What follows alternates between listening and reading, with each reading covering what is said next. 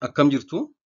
Mee yeroo nama biraas ta'e uffata yookaan meeshaa biraa tuqxan akka waan elektirikiin isin qabatee isinitti dhaga'ame beekaa?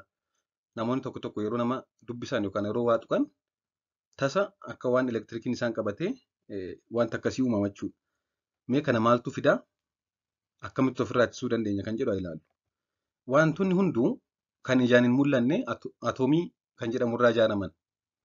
Atoomiin ijaan mul'achuu baatus wanti hundumtuu kanarraa ijaaraman. Atoomiin ammoo kan chaarjii poozitiivii qabu pirootoon kan jedhamuu fi kan chaarjii negatiivii qabu elektiroon kan jedhamu akkasumas kan chaarjii niwutiraala ta'e qabu niwutiroon kan jedhaman irraa qophaa'e yeroo hundaa atoomiin hanga pirootiiniif elektiroonii wal qixa waan qabuuf niwutiraaliidha.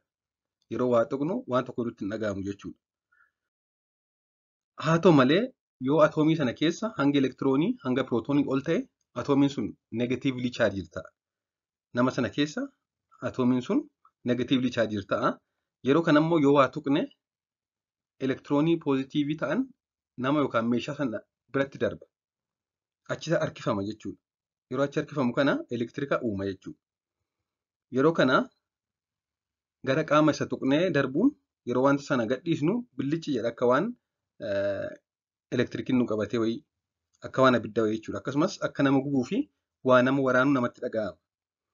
Kun egaa sababa atoomii sana keessa hangi elektiroonii negatiivlii chaarjii kan ta'e elektirooniin xiqqoo baay'atee gara isa elektiroonii poozitiivii ta'utti yeroo darbudha jechuudha. Yeroo suma immoo deebinee wanta sana yoo tuqne wanti kun hin uumamu. Sana booda elektirooniin negatiivii ta'e kun qaama keessaa ba'eera waan ta'eef wanti kun deebisnee tuqne yookaan nama sana deebisnee yoo dubbisne yoo qabne hin uumamu wanti kun. Haa ta'u malee yeroo biraa deebi'ee mul'achuu danda'a. Sababni isaas yeroo biraa akkasuma hangi pirootoonii fi elektiroonii walqixa ta'uu dhiisuudhaan elektirooniin baay'atee gara nama biraatti darbuu danda'a jechuudha yeroo muraasa booda. Garuu yeroo sanaaf immidiyeetilii wanti kun mudachuu dhiisuu danda'a. Haa ta'u malee pirootoonii fi niwutirooniin yoo baay'atan illee rakkoo hin qabu. Isaan kun hin socho'an. Isaan kun achuma jiru waan ta'eef hin socho'anii kan rakkoo fidu yoomiyyuu baay'achuu elektirooniidha jechuudha. Hanga pirootoonii ol ta'uu